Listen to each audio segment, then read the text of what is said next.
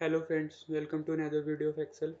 पिछली वीडियो में हमने सीखा था कि हम मैच फंक्शन की मदद से टू बी और बुक्स को कैसे मैच करें।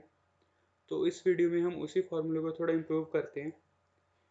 क्या हुआ था कि जैसे हम उस तरीके से पिछली वाली वीडियो के तरीके से करते थे तो हमारे को ये दोनों कॉलम एक्स्ट्रा बनाने पड़ते थे।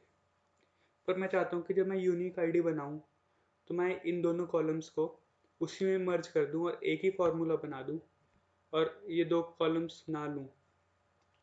तो आज इस वीडियो में उसी चीज़ को सीखते हैं। सबसे पहले तो मैं ये देख लेता हूँ इसमें फार्मूला क्या लगा हुआ है F2 से। पर मुझे बार बार F2 दबाना पड़ रहा है फार्मूला देखने के लिए।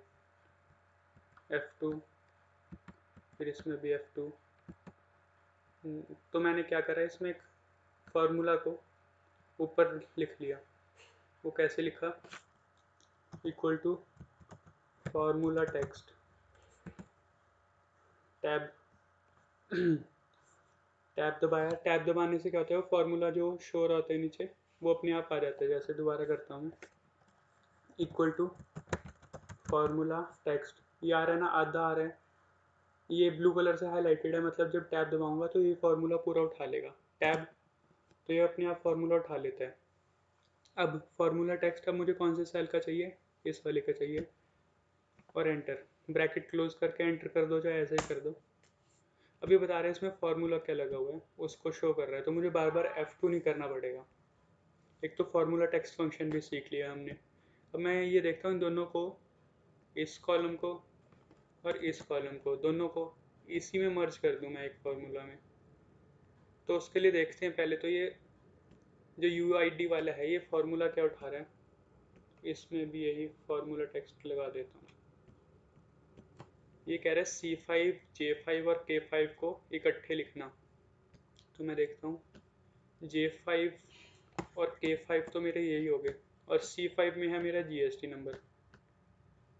ठीक है, अब मैं क्या करूँगा, इस फार्मूला को थोड़ा सा चेंज करूँगा। C5 की जगह तो C5 ही रहने दूंगा। J5 और K5 की जगह जो ये फार्मूला है, J5 को इससे रिप्लेस कर दूंगा और K5 को इससे रिप्लेस कर दूंगा। मैं करके दिखाता हूँ। मैं क्या करूँगा, इसमें जाऊँगा F2, इस चीज़ को सिलेक्ट कर लूँगा पूरे को और कॉपी, फिर एस्केप दबा दिया। एस्केप, नहीं तो फार्मूले में कुछ का कुछ हो जाएगा। अब मैं इसमें जाता हूँ यूनिक आईडी में, J5 और J5 को सिलेक्ट करके उसकी जगह कंट्रोल V, वो फार्मूला आ जाएगा और एंटर।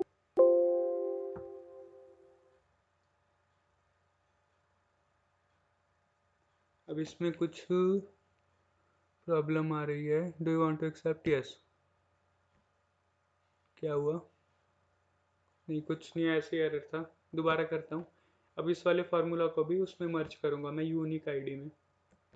इसको करें यहाँ से कॉपी, कंट्रोल C, फिर एस्केप दबा दूंगा। फिर इसमें जाऊँगा K5, K5 की जगह मैंने फार्मूला डालना है। K5 को सिलेक्ट किया और कंट्रोल V और एंटर। ये कह रहा है we found a typo in formula and try to correct it. इनको कुछ मतलब फॉर्मेट में कुछ चेंज मिला। Do you want to accept, वो कह रहे हैं कि आपने जो पहले फार्मूला लगाया था अब उससे चेंज हो गया, क्या आप एक्सेप्ट करना चाहते हैं। तो यस। अब मैं इस फार्मूला को देखूँ अगर, और इस फार्मूला को देखूँ, तो आप यहाँ पे देखना फार्मूला बॉक्स में क्या डिफरेंस आ रहा है इस फार्मूला में और इस फार्मूला में। अब ये क्या कर रहा है, डायरेक्ट वैल्यूज़ ले रहा है। अब अगर मैं इस वाले और इस वाले दोनों कॉलम्स को हटा देता हूँ तो ध्यान से देखना क्या होगा।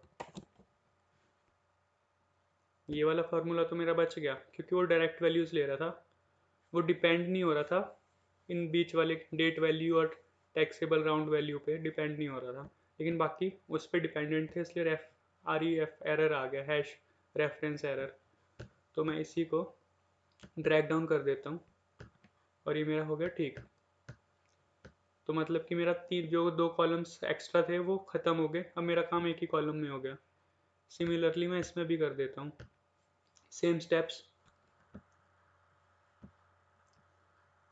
इसमें है फॉर्मूला A3 में तो मेरा GST नंबर है, K3 में है मेरी डेट वैल्यू, और L3 में है मेरी राउंड टैक्सेबल। ठीक है, पहले मैं K3 को रिप्लेस करता हूँ। K3 पे गया, K3 का फॉर्मूला कॉपी किया, एस्केप दबाया, UID पे गया, K3 वाली जगह को सिलेक्ट किया, कंट्रोल V, एंटर, यस। अब इसमें L3 रह गया एक, L3 को भी रिप्लेस करना है। L3 पे गया, फार्मूला को सिलेक्ट किया, कॉपी किया, कंट्रोल C, एस्केप दबाया, UID पे गया मैं, L3 को सिलेक्ट किया और कंट्रोल V और फिर एंटर, यस। अब ये फार्मूला देखो, यहाँ पे देखते रहना, ये फार्मूला देखो और ये फार्मूला देखो, डिफरेंस है ना। अब मैं करता हूँ इन दोनों को हटा देता हूँ, कंट्रोल माइनस, दोनों कॉलम डिलीट, फिर से वही पहले वाला रह गया, बाकी सारे हैश रेफरेंस एरर आके, क्योंकि वो दोनों जिस सेल पे डिपेंडेंट थे वो सेल ही उड़ गए, डिलीट हो गए। तो जब भी कोई सेल फार्मूला किसी सेल पे डिपेंडेंट होता है और वो वाले सेल डिलीट हो जाए, तो जो फार्मूला लगा है उसमें हैश रेफरेंस एरर आ जाता है।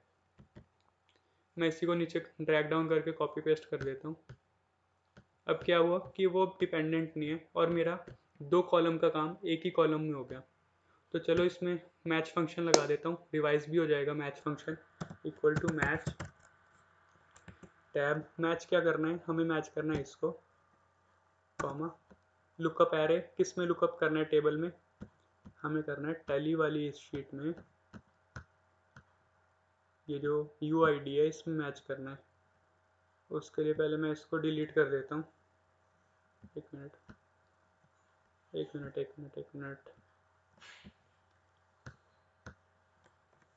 इसको पहले फार्मूला को बाद में लगाता हूँ, पहले इस कॉलम को ठीक कर लेता हूँ, ये जो है इसको डिलीट कर देता हूँ। अब लगाता हूँ मैच का फंक्शन, इक्वल टू मैच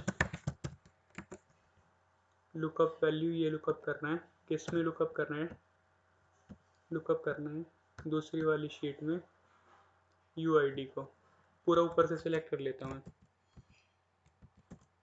बस। उसके बाद है, अच्छा F4 लगाना भूल गए, इसमें F4 लगा देता हूँ, F4 और इसके साथ भी F4, दोनों शुरू में भी F4 और ख़त्म होने पर भी F4, कॉमा, एग्जैक्ट मैच चाहिए, exact match 0, bracket close, enter. अच्छा ये नहीं, एंड नॉट एप्लीकेबल, मतलब ये नहीं है, इसको ड्रैग डाउन कर दिया तो मैच फंक्शन भी हमारा रिवाइज हो गया। अब इसको देख लेते हैं, फार्मूला क्या लगा हुआ है, इक्वल टू फार्मूला टेक्स्ट, क्या किसी भी सेल पे क्या फार्मूला लगा है उसको डिस्प्ले करने के लिए फार्मूला टेक्स्ट।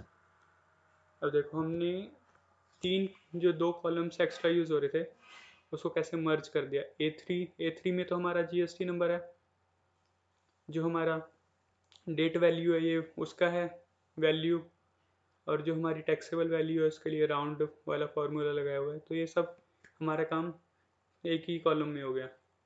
तो आज के लिए इस वीडियो में इतना ही। नेक्स्ट वीडियो में अभी मैं सोच रहा हूँ VLOOKUP HLOOKUP ना करके उससे भी अच्छा फंक्शन इंडेक्स फंक्शन करते हैं। तो आज की वीडियो में इतना ही। Thank you for watching.